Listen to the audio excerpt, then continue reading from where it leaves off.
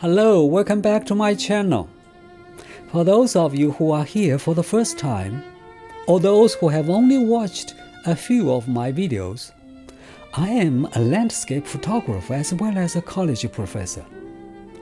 Landscape photography is not my profession, but it is more than a mere hobby because the amount of investment and the time I have spent on it has exceeded what a hobby normally takes. To a certain degree, I love photography more than I love music as a hobby. It is true that I seldom make videos about photography, partly because I don't think my photography is good enough, and partly because I seldom film myself when I shoot on location. But today, I want to make a short video sharing with you my best landscape photography from 2023. In terms of photography, the year 2023 was not a highly productive year.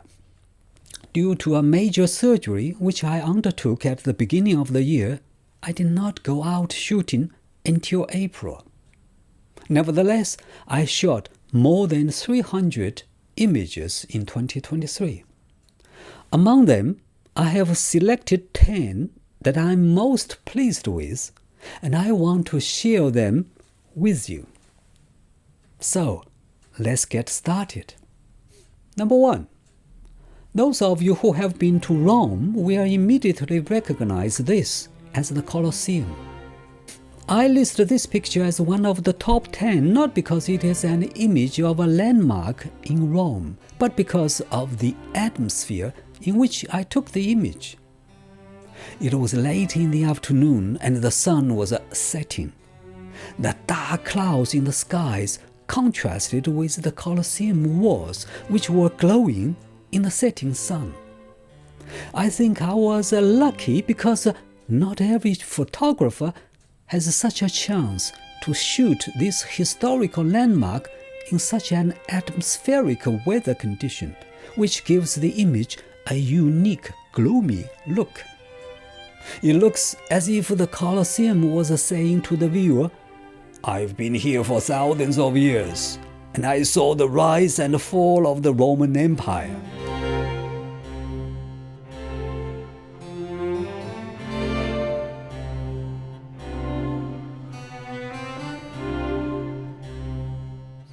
This picture is an overview of the city of Florence.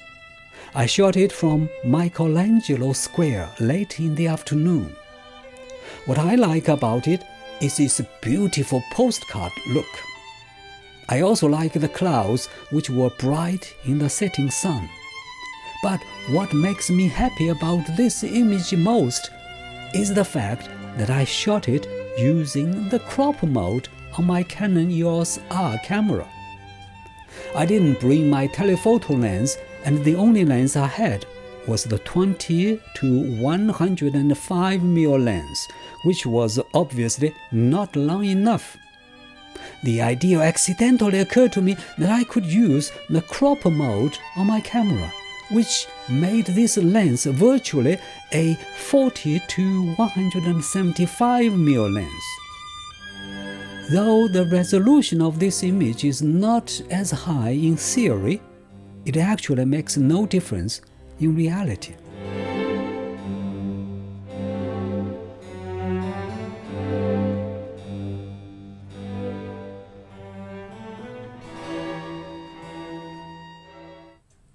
Number 3.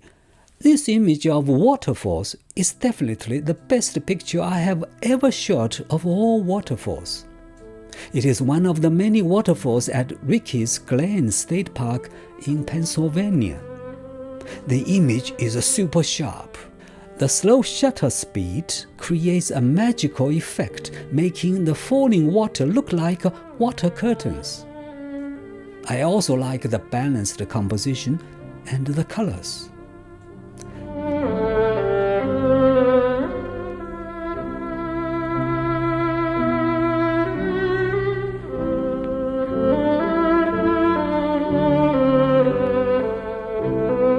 Number 4.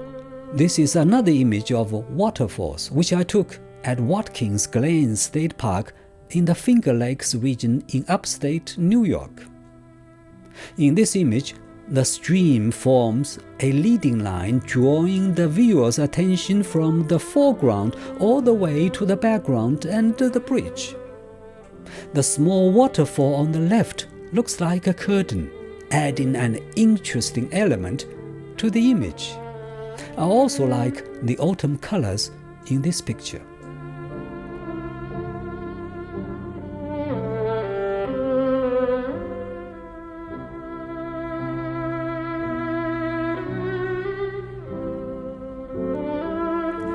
Number 5. This lighthouse is located on the Hudson River, not far away from where I live. This is one of the locations where I return for photography many times. This time, the weather was amazing. It was just several minutes before the sunset. The colors were wonderful. The clouds were moving fast in the skies. So I decided to do a long exposure to capture the movements of the clouds. And I'm quite happy with the results.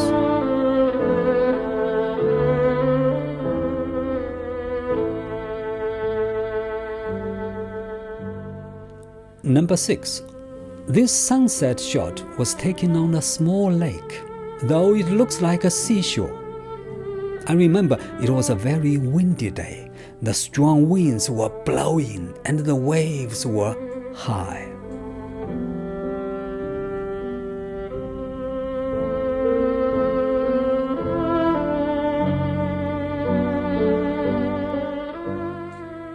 Number 7.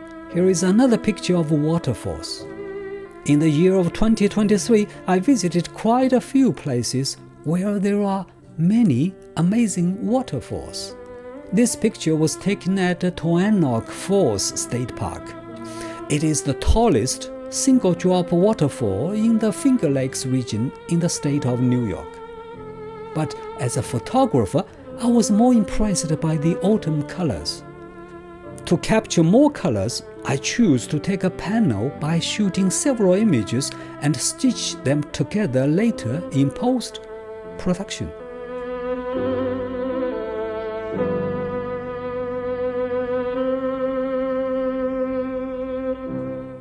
Number 8. I shot this Lotus Flower using my 70 to 200 mm f4 lens. Technically, this lens is not for macro photography, but I have used it quite often for shooting flowers because it is very sharp and it can produce very shallow depths of field. I like this picture for its vivid colors and very rich gradation. Many people thought I used artificial light, but that's not the case. It was a completely natural light, and I shot it on location at a small garden, not far away from New York City.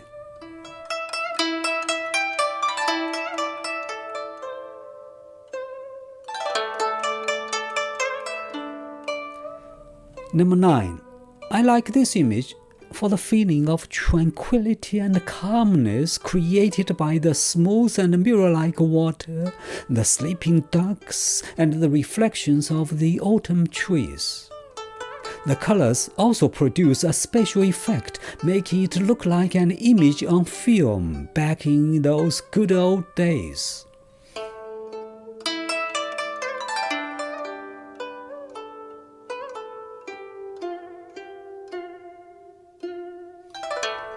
Number 10.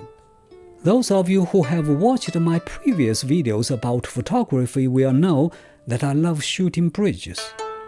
I like this image because of its colors and the reflections in the water.